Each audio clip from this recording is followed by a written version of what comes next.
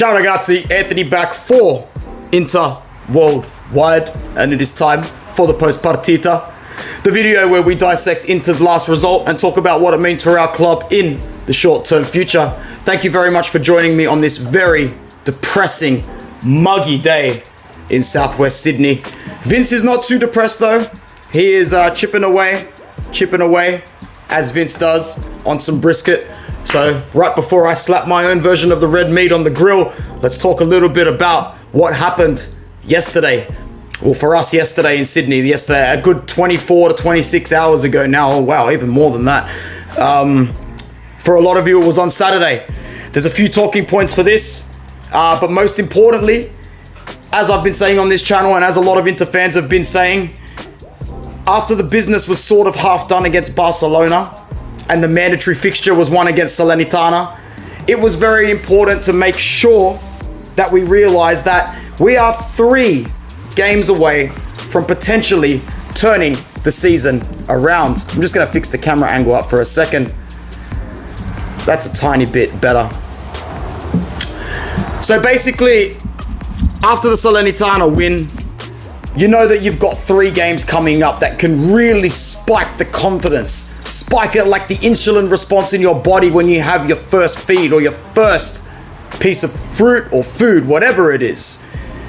And it started with the hardest one. I truly believe that away trip to Florence is the hardest of the 3, closing out October.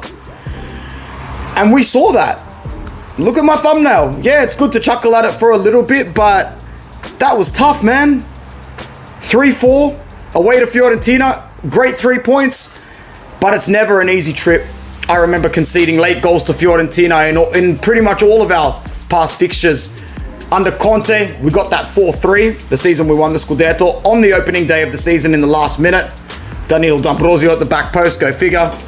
There was a match under Conte, I think in his first season, where Vlahovic equalizes right at the death. Even worse than that was the Spalletti season, his final season, where the phantom handball that hits in between the chest and the armpit of Danilo, I think it was D'Ambrosio once again, and they blow that for a penalty.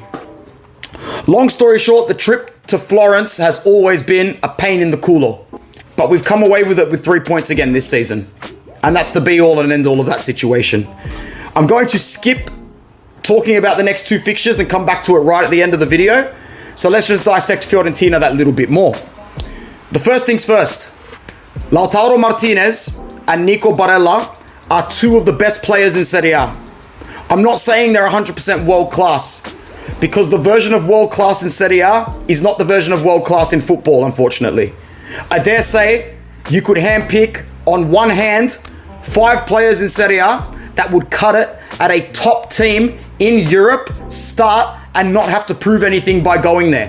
Who are they? It's a conversation for another video.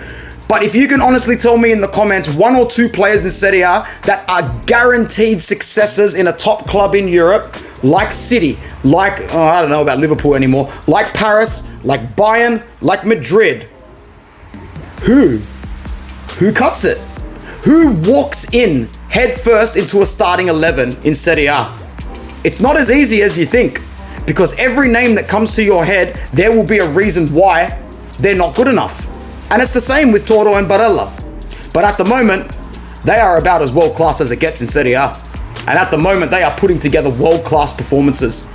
Lautaro the other day against Fiorentina was a phenom. He was a phenom. Nico Barella has got 5 goals this season. He's already broken his record. If these 2 players turn up week in, week out, we're going to be really hard to beat, because without them, we wouldn't have won against Fiorentina. Case closed. Forza Toro, dai Nico. Next, Milan Skriniar is flawless in terms of victories with the band. The Capitano has registered a win in every single fixture since he took the armband off Samir Handanovic, and I dare say that is going to be the biggest selling point come contract renewal time. Whether or not he does sign a contract, different story, but I just really wanted to point out that we have not lost the game with him as our leader. We have not even dropped a point with him as our leader. Milan Skriniar is 100% with the armband. And that on its own deserves its own praise in this video.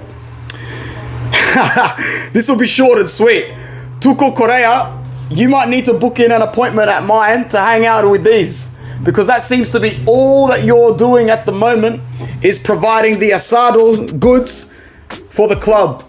It's sad, and I said it a lot in the post reaction. It's sad how bad he is. He came off and he was substituted and he was depressed. You could see it.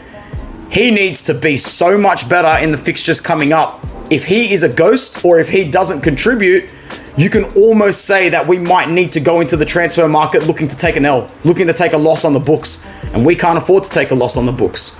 Again, a conversation we'll revisit a little bit later. The DiMarco and Gosens situation got a little bit better in the match against Fiorentina. Forced hand with DiMarco's, he did get a yellow card, right? I know he didn't get it for the penalty, but did he get a yellow card afterwards? Look, he was subbed out at the 66-minute mark after making the mistake of giving away that horrible penalty, but we all know how tired he is. I really think that Robin Gosens probably should have started that game against Fiorentina, and I hope he starts the game against Victoria, because Robin Gosens deserves more time and more minutes. He didn't make the greatest impact off the bench against Fiorentina, but his physical presence was still there. He still dragged the wing back out of position for Fiorentina.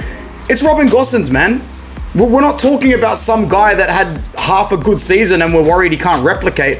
It's Robin Gosens. Give the guy the proper run that he deserves. Start him in 2, 3, 4 games in a row. And if he tanks more than half of those games, bring Fede back in the starting lineup.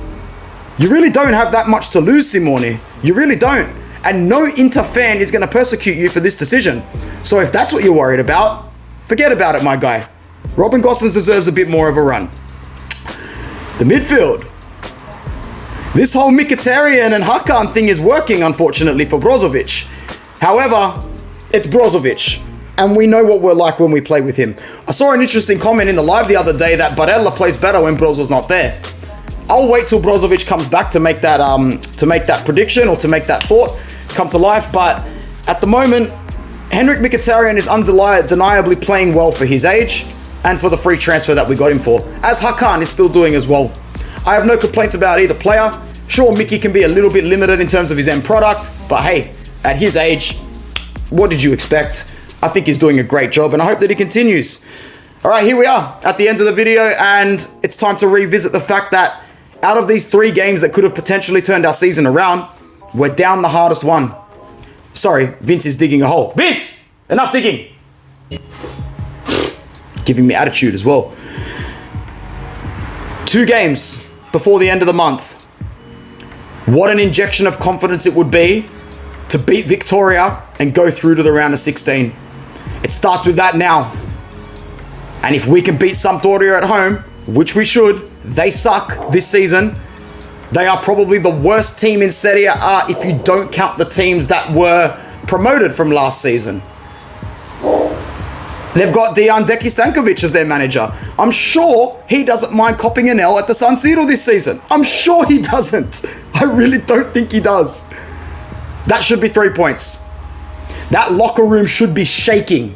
These boys should be smacking each other, saying that we are 2 victories away from completely turning this season around and having a proper go. I hope they do. I hope they do, because nothing would be more gut-wrenching than drop points midweek Champions League.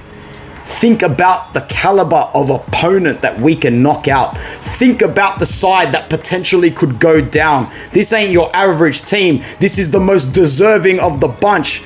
Inter, do your fans, yourselves, and the entire world of European football a favor and send that club down to the 2nd European division. My name is Anthony. It's a stressful time. It's always going to be a stressful time. Pazza Inter is permanent. If Antonio Conte can't change it, what hope does anybody else have? We live for this. We will die for this. Forza Inter worldwide. Ciao ragazzi.